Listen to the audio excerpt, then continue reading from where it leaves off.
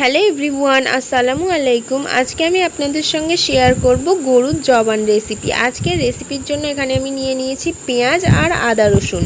আদা রসুনটা পেস্ট বানিয়ে নিয়েছি আর পেঁয়াজটা একটু থেঁতিয়ে নিয়েছি। এখন কড়ার মধ্যে পরিমাণ মতো সর্ষের তেল দিয়ে সর্ষের তেলটা ভালোভাবে গরম হয়ে গেলে অ্যাড করে দিচ্ছি থেঁতানো পেঁয়াজটা দিয়ে একটু নেড়ে চেড়ে ভালোভাবে পেঁয়াজটা ভেজে নেওয়া হয়ে গেলে অ্যাড করে দিচ্ছি আদা রসুনের পেস্টটা ভালোভাবে ভেজে নেওয়া হয়ে গেলে স্বাদ মতো নুন, শুকনো লঙ্কার গুঁড়ো, জিরে মরিচের গুঁড়ো আর হলুদ গুঁড়ো দিয়ে অ্যাড করে দিচ্ছি গরম মশলার গুঁড়ো।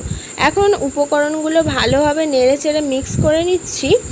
সমস্ত উপকরণ ভালোভাবে নেড়ে চেড়ে ভেজে নেওয়া হয়ে গেলে অল্প একটু জল অ্যাড করে মশলাটাকে ভালোভাবে কষিয়ে নিচ্ছি। তারপরে অ্যাড করে দিচ্ছি ধনেপাতাটা দিয়েও আবারও ভালোভাবে মিক্স করে নিচ্ছি। মশলাটা ভালোভাবে কষিয়ে নেওয়া হয়ে গেছে। এখন অ্যাড করে দিচ্ছি আগে থেকে সিদ্ধ করে রাখা গরুর জবানটা দিয়ে ভালোভাবে মিক্স করে নিচ্ছি, অর্থাৎ ভালোভাবে কষিয়ে নিচ্ছি। এখন কড়ার ঢাকনাটা চাপা দিয়ে রাখছি। কিছুক্ষণ পর কড়ার ঢাকনাটা খুলে আবারও একটু নেড়ে চেড়ে দিচ্ছি।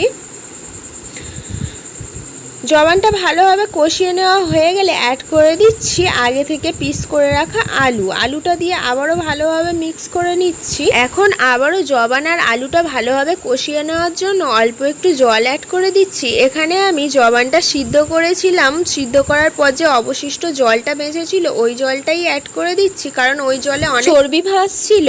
এখন কড়ার ঢাকনাটা চাপা দিয়ে আর একটু ভালোভাবে কষিয়ে নিচ্ছি। কিছুক্ষণ পর কড়ার ঢাকনাটা খুলে আবারও একটু নেড়ে ছেড়ে বাকি জলটাও আমি অ্যাড করে দিচ্ছি।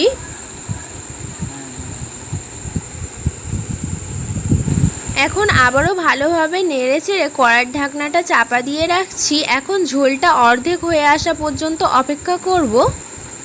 ঝোলটা ফুটে দেখুন অনেকটা কমে গিয়েছে। এখন আবারও একটু নেড়ে চেড়ে দিচ্ছি। আজকের রেসিপিটা সার্ভ করার জন্য প্রস্তুত। দেখুন আলুগুলো ভালোভাবে সিদ্ধ হয়ে গেছে। আজকের রেসিপিটা এই পর্যন্তই। আজকের রেসিপিটা যদি আপনাদের ভালো লেগে থাকে হাবিবার রান্নাবাটি চ্যানেলটিকে সাবস্ক্রাইব করে অল নোটিফিকেশান অন করে রাখবেন। ফিরে আসবো আবারও নেক্সট কোনো রেসিপি নিয়ে। সম্পূর্ণ রেসিপিটা দেখার জন্য ধন্যবাদ।